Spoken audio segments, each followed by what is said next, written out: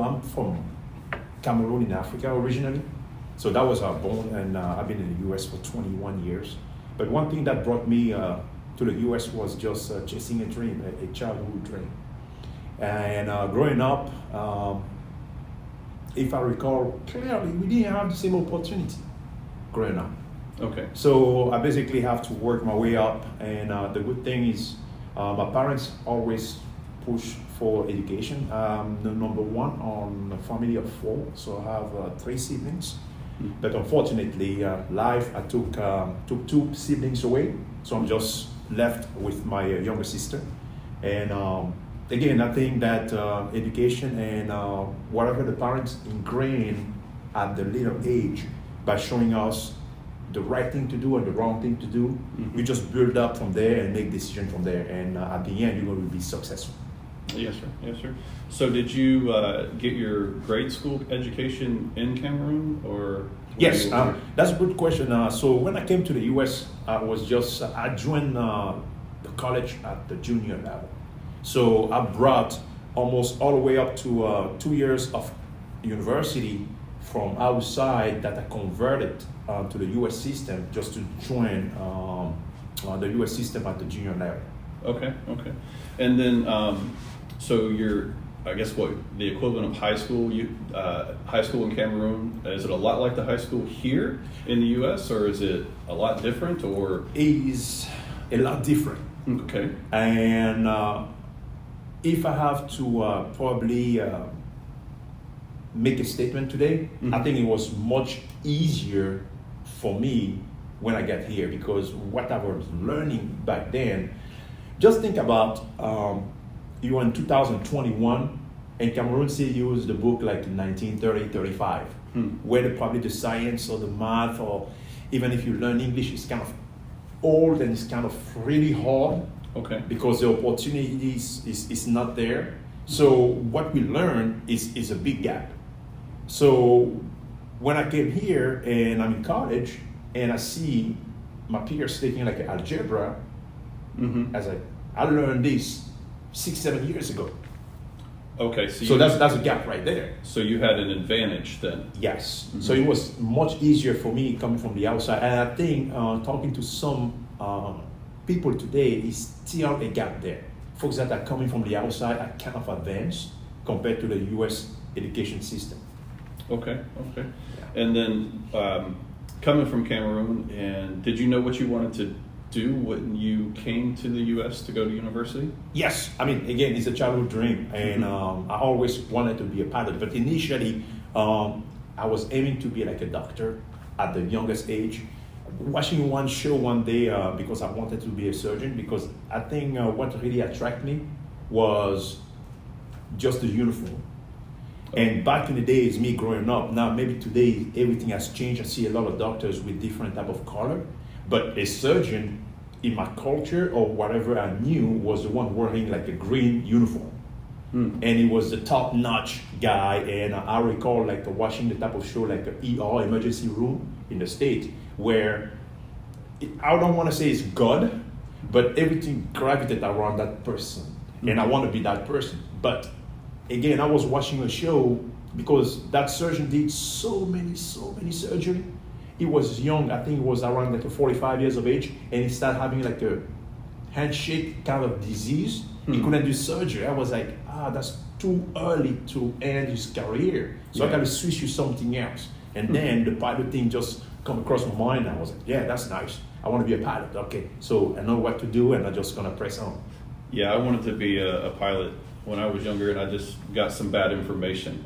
Okay. And so I wanted to go in the Air Force. I wanted to be a pilot.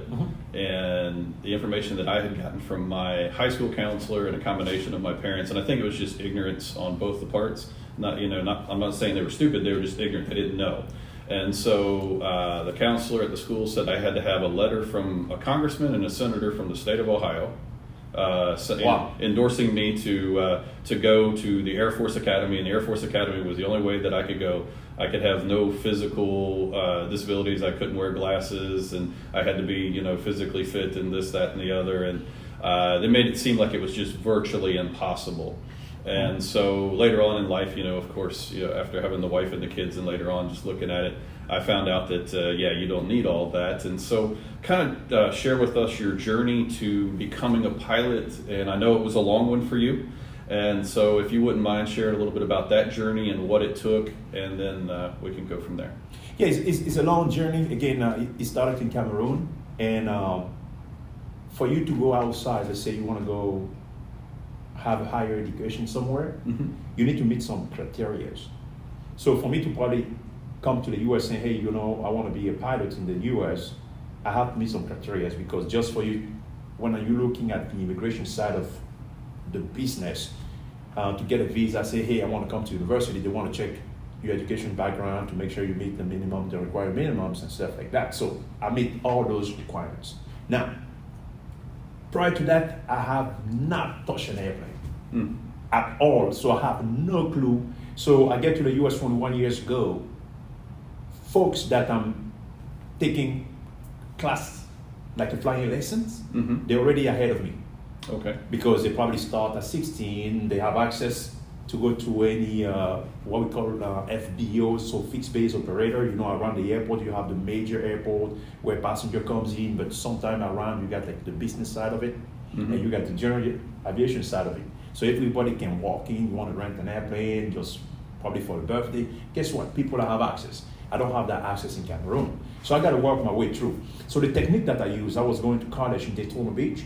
The technique that I use next door to the college, it was an airport.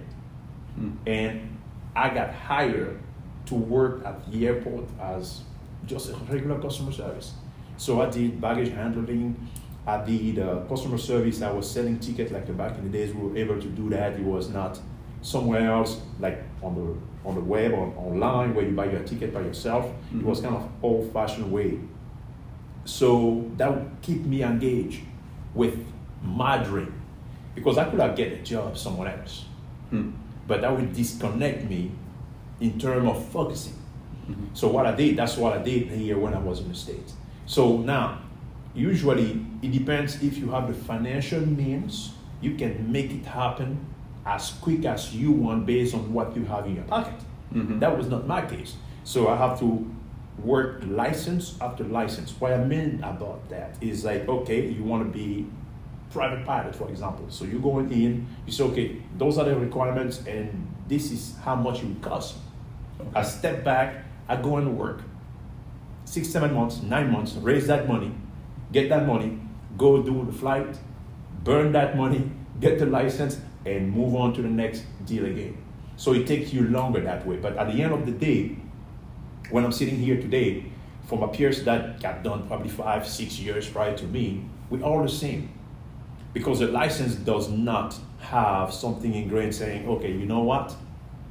It took you 10 years, it took you 2 years to get this. This is your license, it's like a driver license. Some people are sharp enough to get the driver license at 16. Some people are waiting until 25.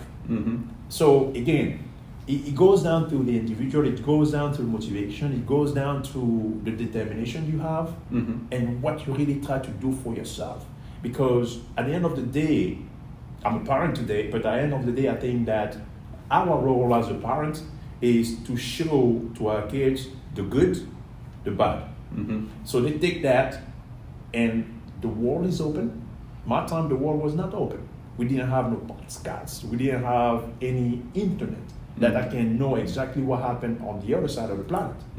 But today, the communication is there. So the world is open. So whatever you decide to do, I think that if you put, again, the determination in that, you put all your energy, your strength, driven by whatever dream, whatever crossing your mind, you can see the bottom of it. Absolutely. So it took you about 20 years, you would say, to get your combination of trying to pay everything, pay it? I mean, in terms of training, because you have 3 to 4 basic license, like any pilot can have. If I have to give a quick description, so everything starts with a private pilot license, and then followed by what we call instrument ratings. Because private, okay, you can fly when everything is beautiful, but now if you start rating and the visibility, you cannot see the sky, so you have to revert to something else. So you start looking at your instruments. So now you want to fly smoothly, you want to go to the airline and stuff like that, you got to grab a commercial license. So when you get your commercial license, back in the days, it was easy just to start flying for the airline because the requirement, our minimum was not mandate after the issue that we have with the Colgan crash in Buffalo, New York. Right? So they raised the minimum for you to be able to join the airline, you need at least 1,500 hours in terms of experience. So the best route, that's the route I took, is to become an instructor.